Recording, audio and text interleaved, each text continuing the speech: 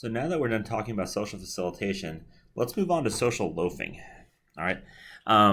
The idea here is that when you cannot be evaluated, so when your performance cannot be evaluated, what's going to happen is um, you perform worse at easy tasks, but um, better at harder tasks when other people are watching or other people are there. It's actually the reverse of social facilitation.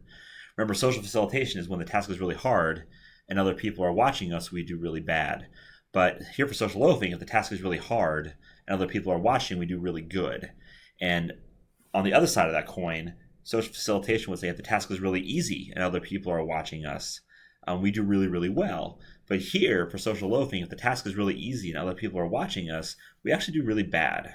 All right. This is exactly why I don't do group work or assign group work in any of my classes, except for my advanced capstone courses, and that's because I have to more than anything. But here, what's going on with social loafing is you have a situation where I don't assign group work because what's going to happen is let's say there's four of us working in a group, we all write our names down as contributors to our work, but but your professor as the grader doesn't know who did what contribution. And so I hated doing group work in undergrad because I would end up doing 80% of the work and the other three people would combine do 20% of the work because I was that anal about my grades and whatnot.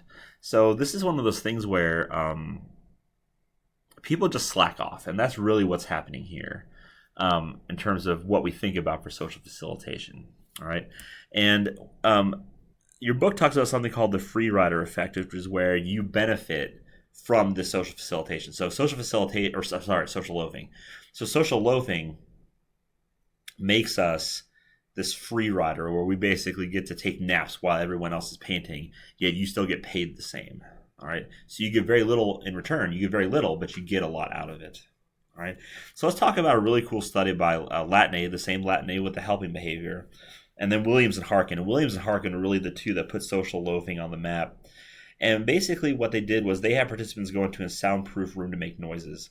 And participants were told to clap. That's all they had to do was clap. Unbeknownst to the participant, the researcher could tell the participant's real individual contribution. The participant did not know that. So in these rooms, it's like a recording studio.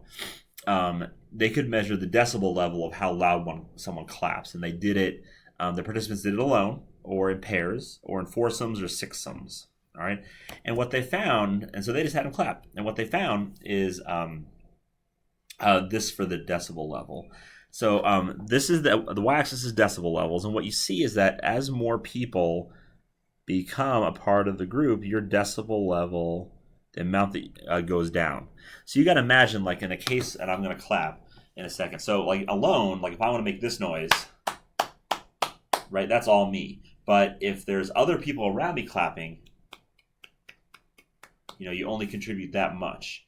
And that's exactly what's happening here. And this is social loafing. As more people become part of the group, you just do less. All right. And this is the same graph, just another way. This is your percent contribution. Obviously, if you're by yourself, you're contributing 100% of the noise.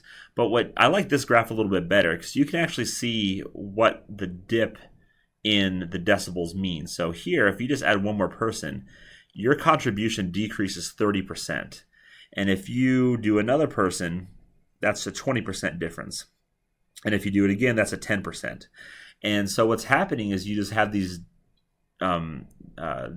cases where the number of the amount you contribute is just going way, way down. All right, and that's where social loafing comes into play. So there was a real interesting study. I tried to find a more recent study for you guys.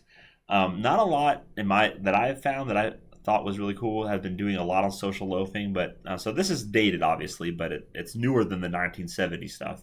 And what they were doing here is participants got to work on a computer, and they were told that they get to play a word per minute typing game. And I don't know if you've ever seen these games before, but when I was in middle school and high school, we had to take computer classes in school, and we had to work on our touch typing. And the way it worked was, you learned the home row keys first, and what would happen is you play these video games where on the computer there'd be like a monkey, and you have to get across the tightrope as quickly as you can. And what would happen is you had to type the word like salad. And if you typed salad correctly, you went forward one movement. And you typed these words as quickly as you could. And, you know, like the word sad and the word lad and the word gas and stuff like that. So you're trying to learn the home row keys and you go real fast. And if you make mistakes, then like the alligator eats you kind of thing. And so they played that type of game, but participants were told that their score was either alone, so no group, or a collective score. And then what they did is they made the groups cohesive or not.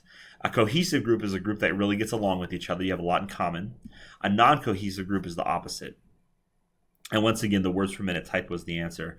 And what they found is, first of all, a main effect of cohesiveness. So what you see is that this bar is always higher than this bar. All right, so look over there. The navy bar is always higher. But what you see is this interesting interaction that looks like this. All right, so the non-parallel lines.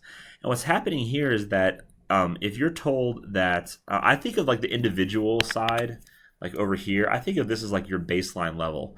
And this is when your score is just alone by yourself.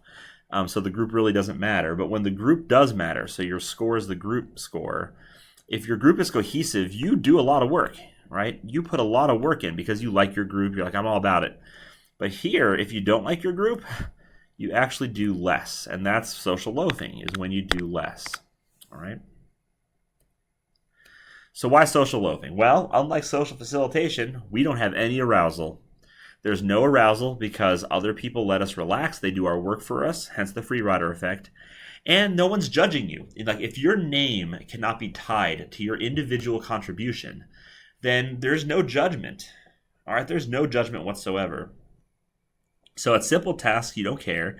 And at complex tests, you're not as aroused. So this gets us back to the Yerkes-Dodson law. So what's happening here is for real simple tasks, if you're already, let's say here, and other people are watching you, remember social facilitation, that moved us up to here, and we did really well. But now what's going to happen is you move down to here, right? Because you just don't care, and your performance is going to be really bad. But if it's a complex task, it's really hard. That's going to make you aroused, right? Social facilitation, that put us way down here, and then our performance is really bad. But for social loafing, it kicks us back to here, our optimal level of performance. And this is the exact same graph that you saw, just the other way around, where if you look here, this is where your individual efforts cannot be evaluated. It cannot be evaluated. And that's like, remember, in a group work, that's like you and the 3 other group members write your names down, and no one knows who did what work. So because you personally cannot be held accountable, there's no apprehension. And therefore there's no arousal. Instead, there's relaxation. Other people do the work for us. And you're not being judged. And then the Yerkes-Dodson law kicks in and explains these right here. When the task is really hard, we do really, really well. When the task is really simple, we are just so under-aroused that we literally don't care. All right? And that's social loafing.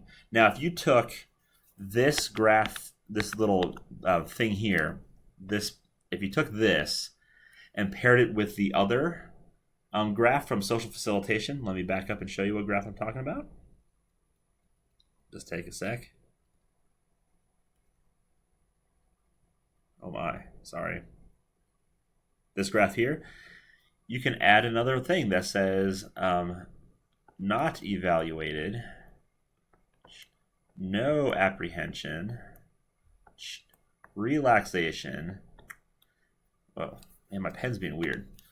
Then it'll be relaxation, and instead it'll be poor at simple tasks and well at hard tasks. All right. So it actually all goes together, and I think your book has a picture that looks more like this than the other one. And what's happening is now we have this social facilitation thing going on, or a social loafing thing going on, where in all honesty, people just don't care when the task is really easy, and when the task is really hard, the arousal drops us down to where our optimal level should be. All right. Now that's going to be it for groups. I think that's going to cover the first unit of this final exam. We have 2 more things to talk about, and I'll post those videos shortly.